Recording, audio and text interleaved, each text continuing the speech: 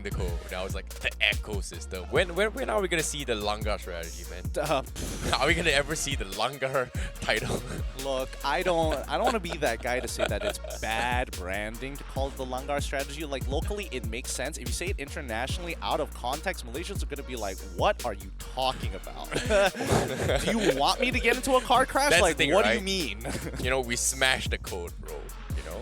We crashed the code. Look, I think we crashed the system. Yeah, I think it's too early to say here. We do good in international group stages, but as soon as we're out of those group stages, we just go down the drain so fast. Okay, enough of Malaysia. Now let's talk a little bit more in this upcoming match because as of now, greatness is in our blood. That's Minana's code.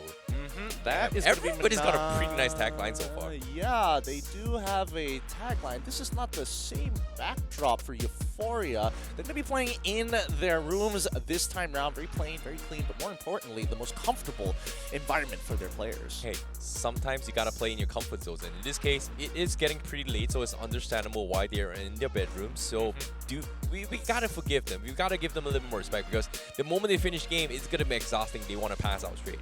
Well, here's the thing, right? I have a conspiracy theory going on. I think that teams that have been winning so far have a lack of a table. Okay, we're bringing this up right now. Oh yeah, for sure, for sure. Okay, just to give you guys a little bit of context on what we had this off discussion. Gideon said that every single team that's won today's games are pretty much on screen, not with gaming chairs. Not with gaming, not necessarily with gaming chairs, but also a lack of a table here. So teams who had a table were playing at a disadvantage for some reason. I don't know why, but the stats say so, right? Just pull back the stream, count the number of teams that won and how many of them didn't have a table in their backdrop. I'm just saying, I'm just throwing it out there. I feel like we're just adding more work for the production to actually calc that. I don't think, no. I'm not asking for production. I'm talking That'll about be a pretty fun fact, though. That'll be a pretty good fun fact. I would feel terrible. I would honestly feel terrible for our poor Obi who has to do that. But Minana Esports going to be playing here this time round. I am pretty sure that's not their logo, but hey, it's nice to imagine that they're on the same level. Yep, but at the same time, you know, seeing how Euphoria Esports is prioritizing Novaria as a first phase tier band, it seems like they are going to open things up a couple here. In this case, Joy is going to be opened up. Arlot is also going to be opened up as well. So Minana Esports, do they go for the Joy first pick or do they go for something else, like such as the Faramis as well, which is also open up, or maybe even the Valentina? I think the Valentina is generally going to be the safe one. Faramis is volatile, and going for Joy, there is potential counter picks. It looks like it might be a... Oh, no. Based on what I'm seeing on their phones, it looks like the draft is still going on. It might be an API issue here. Yeah, I guess so. Okay, so it's Joy. It's Joy. We're still doing the draft, right? It's Joy. We can see it off the mini screen, but it feels like based on how good is your English voice winning, recognition for English voices in the characters, because I have in mind on Japanese. Funny enough, mine is also in Japanese. I don't get to hear the English voice lines very often. I don't know why. Japanese sounds so good. It does. The voice actors are top-notch, very mature industry there. But more importantly, I did see the Fredrin lock-in. I cannot figure out what the second one was because I was distracted. But now it goes Hold up. Wait. What do you mean by mature? By me mature because they're good actors and they've been doing it for a long time. What are you watching, bro? I'm watching... What do you mean, what am I watching? I'm listening to it. It's a voiceover. They're voiceover artists for a reason. Okay? Yeah, you mentioned maturity, so I was a little bit, in the gray area for a little bit. You were in a gray area? It looks... Well, I know what you're going to be doing after this, but Minana Esports... Okay, so it's going to be the Arla as well as the Fredrin, right? Minana Esports, they get in the Valentina, obviously, and as well as the carry, seeing the Fredrin being the natural counter.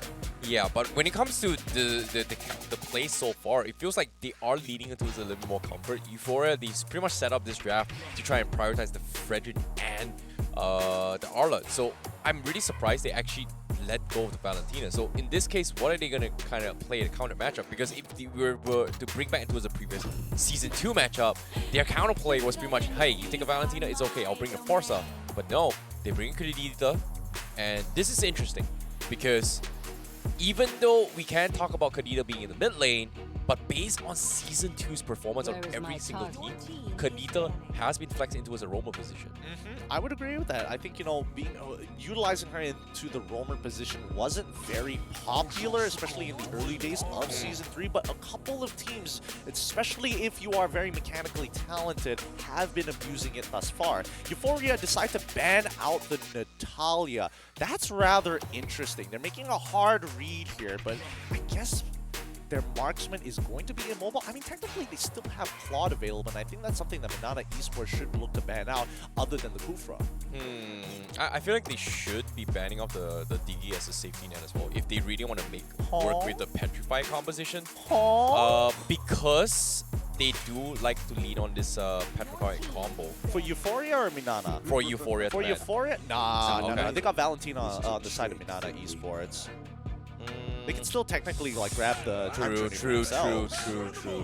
I think in this particular situation, right, Euphoria, as much as they want to go for like a hard lockdown, oh wait, Franco gets banned out. Darn it, I was about to mention it. MNN Esports beat me to the gun. Okay, seems like they do pick up the P fix from Euphoria Esports. They are gonna go for a little bit of snipe, but who's gonna be the ones that set up? Because as of now, it feels like if they are gonna try and go in for a hook strategy, right? Like if you pay attention here, Glue is pretty much a great hero to actually disposition a player. Cho is pretty good. No, I'm talking about the bans here. So Glue is pretty much out. Faramis is out. Franco is out. I feel like even Kaja is even out as well. So the only ones left, it's either the Mincitar or maybe even the Saber if they are going for it, but I don't think Euphoria plays Saber, man.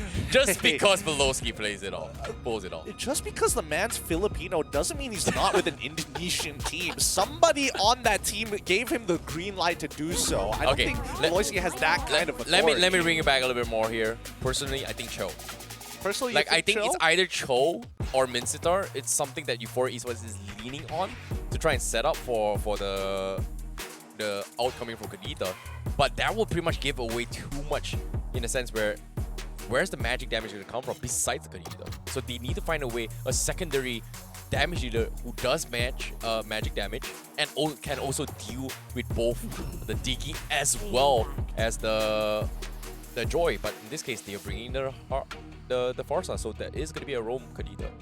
Yeah. So, any other questions to ask the class? I was hoping they will go for Edith, but nah, you're thinking too hard about this. You're thinking way too hard, because I think in Euphoria's position, as much as they want to, counter draft by getting the Mincitar, the Valentina puts them in a really tough spot. I think Minana, great draft on the blue side, getting the Digi as well makes Kadita a lot less effective, but it doesn't change the damage output though. So as long as they don't walk up too close and they have a safe way of checking these bushes, they should be okay. Yep, MNN Esports definitely bringing in a little bit of an interesting strategy as well, bringing in a double mage composition, and mirroring them is going to be Euphoria Esports. Not every single time we do see teams play a very interesting mirror matchup, considering that it is very tank-oriented meta in the current patch.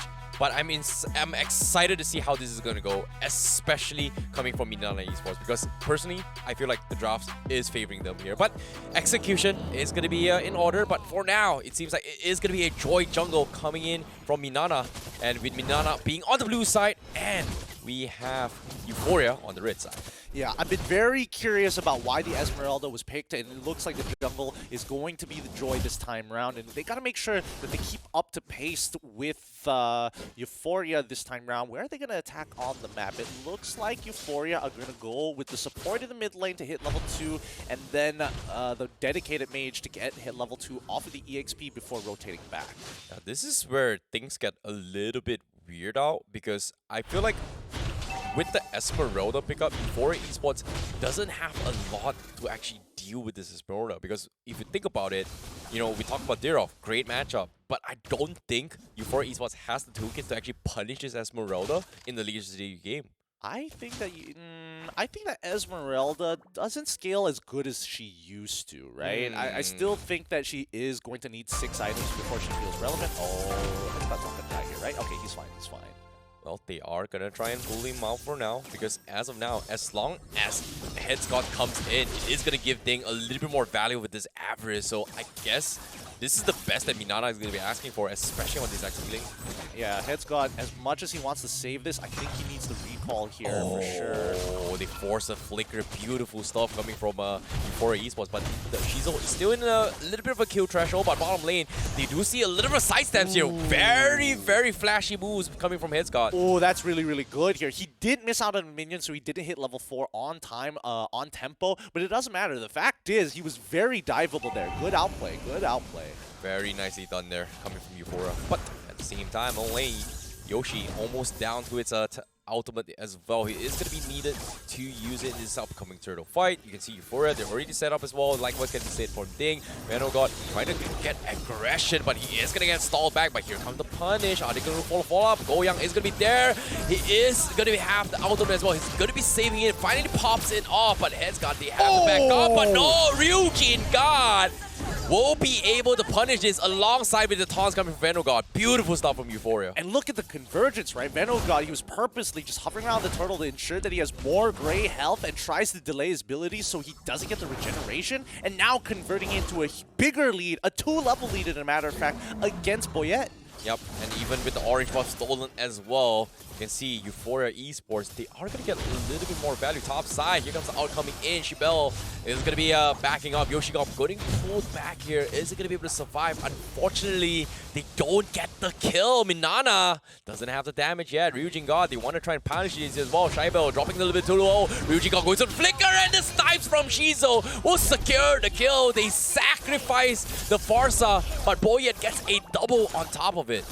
Don't know how worth it that was. I mean, Ryujin as well as Shizo. I definitely felt like Ryujin was willing to die for it. Shizo, on the other hand, he was already looking kind of low. But if we look at the gold earned and as well as gold lead currently, 1.7k coming in, majority from Venogod and as well as Shizo God. Majority actually in Venogod's favor. I mean, look at it. He's literally 2 levels above this Joy. Well, still a little bit of a worth it trade. It is a consolation for Minana here. But speaking of the fights, Venogod, he's going to try and extend his lead. Look at this. He's a big boy. He's level 7, and Appraiser's route to scare him off. Minana has no choice but to respect him for now, and he's also going to be close to his level 8 as well. And now another attempt from Yoshigod, but not going to be able to transition into anything for now, as Venogod looking to try and extend it. So he actually goes for the retribution. The snipe a little bit too far off. This Diggy is going to be able to back off. Yoshigod finally forces out the time journey coming up on him, but eventually the last hit with the Feathered Airstrike is going to secure the kill on Yeli. Yep, really good siege for the side of Euphoria Esports. Unfortunately, for a majority of the members of Minana, there's nothing much they can really do about it, especially since the big spells coming in from Yeli Hayes have been expanded. The Flicker and as well as the Time Journey, and he was trying to be patient with the Time Journey as well. Now with the Turtle going to be exposed as well, down towards half HP, Euphoria trying to get a little bit more aggression. They have the position to do so. Bayard already popping the Joy as well, but no, Venogod secures the Turtle. Now the Final Slash comes in. They want to try and punish Boyette, but I don't think Boyette can actually, be caught up at this stage, especially how far ahead this Joy is. I mean, he's got a powerful... this Joy, you mean, in this case, it's going to be with Fredrin. Joy's trying to catch up as quickly as possible, right? Again, Boyette, it's important for Boyette to power point and keep up to try and catch up in EXP to Veno, because if not, these neutrals are impossible to take. True, but now Feather being expended as well. So much damage coming from Ryujin God. Boyette shows himself. He's got the beats. He's gonna try and kill off Ryujin. He does get the kill. Yoshigod tries to save his way, but Boyette knows much better. He's got the mobility in his favor. Very good spacing coming in from Boyette. Dodges, make sure he has enough distance to not get hit by the Petrify, which is great. Now, let's see, the game is coming into its standstill. Next 63 more seconds until the next neutral objective shows up. And Headscott hasn't developed as much of a lead as his counterparts. This is different. This is weird to see how Euphoria Esports is getting this kind of lead, despite Minana Esports is just outplaying them on certain degrees. But at the same time, it isn't really an outplay if Venogod is just manning up right now, because as of yet, they need more damage coming from them. But Boyette, he is going to try and make an attempt to zone off Ryujin God. He's got the final slash, pulls back, but does he survive? The beast keeps him alive. He is going to be able to get out to safety. Euphoria drops everything, but gets absolutely nothing. Okay, no big spells other than the Retribution here. It's going to come back up in about 23 more seconds, so honestly not much of a punishment. Venogod. Oh! Venogod Man, we thought he was out of position. He's just manning up. We know for a fact that he's got this big boy energy. And guess what? It transcended onto his Goyong's face. But as of now, Euphoria, they will continue their assault here. Boyet forced to check on lanes instead of neutral objectives. So this is going to hurt him a little bit more in terms of getting more resources. But for now, Yoshi got Conceal Place comes in. He does have the Petrify. He is going to go for it. And they finally catch Boyet once again. And Euphoria Esports just dominating on all fronts right now. Yep, and Euphoria, they love doing this. They like to kind of stagger their abilities on purpose to give their opponents a false sense of security. And as soon as they walk back up, Euphoria, if they're patient, they will wait an exuberant amount of hours and a minute or seconds, whatever you want, whatever time frame you want to use to get this kill down. Oh my goodness, look at Venogod, the confidence, just walking up to tier 1. There's absolutely nothing Minana can do. It's level 12 as contrast, but now here comes the final stage to try and transcend this. The Feather Astra has been dropped, Time Journey exposed as well. Minana, they get back to safety, but they're just not getting any value here. And it's she's... Well, you know what? Now we know who can play a pretty mean warrior. Shizu can actually play it. Shizu can definitely play it. That's what he's been doing this whole time between the Even SPSs, the previous season right? as well, right? Yeah. Shizu has been landing a lot of good snipes, but I think what's really important for Minana is to make sure that they can stop this bleeding. Like Euphoria have really taken this lead a little bit far, right? It's a 6k goal lead, and they're diving people under their mid-tier ones. Technically, Minana should not be letting this happen. True. Top side as well. We do see a skirmish coming from Boyet versus Venogod. It seems like Boyet will pay down their praises round, but he doesn't have the mobility. But here comes round 2. Yoshi God going for the plays, and they do punish Boyet once again. Another Petrify catch coming from Yoshi. Ouch. I mean, Euphoria are just punishing Minana for basically not having tier 1s, right? The freedom of movement on the map. Yeah, but in this case now tier 2's also going to be exposed here. Ryujin got another feather as to guarantee themselves for this tier 2. Minana, they just don't have the range to challenge both the Forza as well as this Beatrix as of now. I mean, it's two problems, right? First of all, Venogod basically unkillable here. He's just too far ahead. He's level 13 compared to level 10 from Boyet. Shizu gets the free hit a lot, mainly because most people can't walk up to the Feathered Airstrike. Ryujin God has been farming pretty consistently. Yep. But at the same time, even though I like the drafts coming from Minana Esports initially, but it feels like they're just not utilizing their tools a little bit better. Or maybe just Euphoria is just so much more better in terms of the drafts. They just have too much gold, right? Yeah. Too much gold, too many items like Twilight Venogod, Armor. Twilight Armor, right? Yoshi God goes for the Genius Wand on top of everything else. Like, Euphoria are looking to close out this game. I'm not too sure why Venogod needs the Twilight Armor. I guess it's because of Shibo to a certain degree, but at the same time, for him to have it in 9 minutes a game, I don't think they can even kill him at this point in the game. Just absolutely crush this inhibitor cards before the Lord Empowered minions show up. We do see the Ocean Oddity, sorry, the Rough Waves being stolen by Goyo. Yeah, now the Final Slash pushes thing outside as well. They force the Ocean Breath coming in from Yoshi God, but the tier 3 still stands. Shizu will look to snipe it here.